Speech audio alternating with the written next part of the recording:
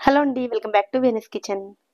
వేసవి కాలంలో ఎక్కువగా దొరికే మామిడికాయలతోటి పులుసుని ఎలా ప్రిపేర్ చేసుకోవాలో ఈరోజు వీడియోలో చూద్దామండి.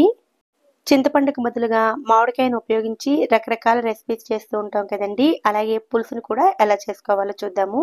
వీడియోని చివరి వరకు చూసి మామిడికాయ పులుసును మీరు కూడా తప్పకుండా ట్రై చేయండి. ఈ పులుసును చేయడం కోసం ముందుగా ఒక కుక్కర్ని తీసుకుని అందులోకి మామిడికాయను వేసుకోవాలి. నేను పెద్ద సైజులో ఉండే మామిడికాయను ఒకటి తీసుకున్నానండి. వెయిట్ వచ్చేసరికి 120 గ్రాముల దాకా ఉంటుంది.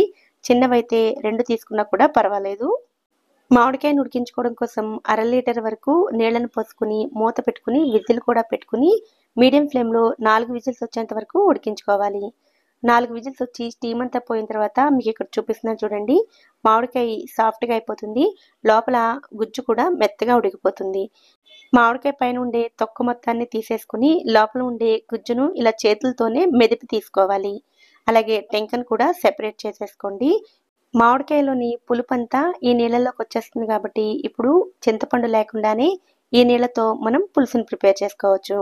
ఇలా రెడీ చేసుకున్న ఈ మామిడికాయ రసాన్ని రెడీగా పక్కన పెట్టుకోండి. ఇప్పుడు స్టవ్ మీద చిన్న ప్యాన్ని పెట్టుకుని అందులోకి అర టీ స్పూన్ వరకు మెంతుల్ని వేసుకోవాలి. అలాగే అర టీ స్పూన్ జీలకర్రను కూడా వేసుకుని వీటిని లో ఫ్లేమ్లోనే కొద్దిగా రంగు మారేంత వరకు ఫ్రై చేసుకోవాలి.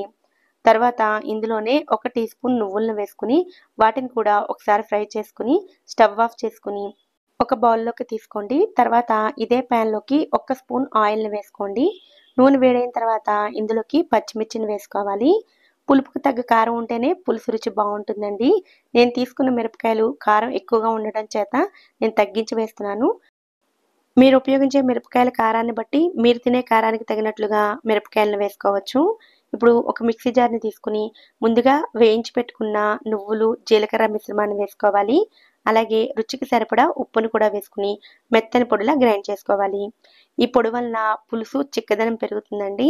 ఇలా గ్రైండ్ చేసుకున్న ఈ పొడిలోకి ఫ్రై చేసుకున్న మిరపకాయలను కూడా వేసుకుని ఒక్కసారి గ్రైండ్ చేసుకోవాలి. ఇలా ముద్దను రెడీ చేసుకున్న తర్వాత ముందుగా రెడీ చేసుకున్న పులుసుని తీసుకుని అందులోకి సన్నగా తరిగిన ఒక ఉల్లిపాయ ముక్కలు, అలాగే సన్నగా తరిగిన కరివేపాకు, 2 టేబుల్ స్పూన్ల బెల్లం తురుమును కూడా వేసుకోవాలి. నేను 2 టేబుల్ స్పూన్లు వేస్తున్నానండి. మీరు తినే తీపిని బట్టి బెల్లాన్ని వేసుకోవచ్చు. ఇప్పుడు వీటన్నిటిని ఒకసారి బాగా కలుపుకోవాలి.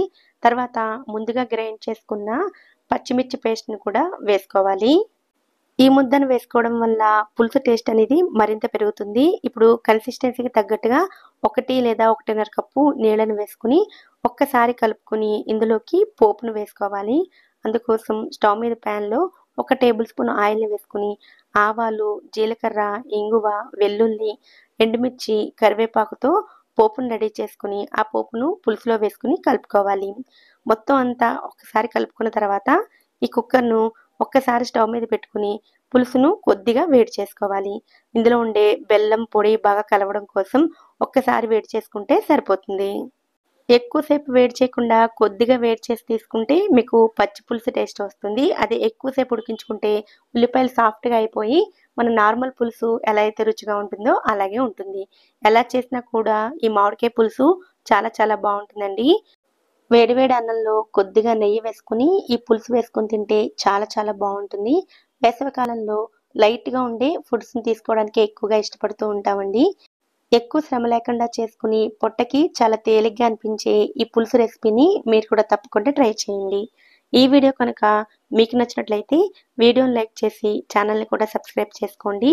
నోటిఫికేషన్స్ మిస్ అవ్వకుండా ఉండడం కోసం పక్కనే ఉండే బెల్ ఐకాన్ని కూడా యాక్టివేట్ చేసుకోండి. Thank you so much for watching.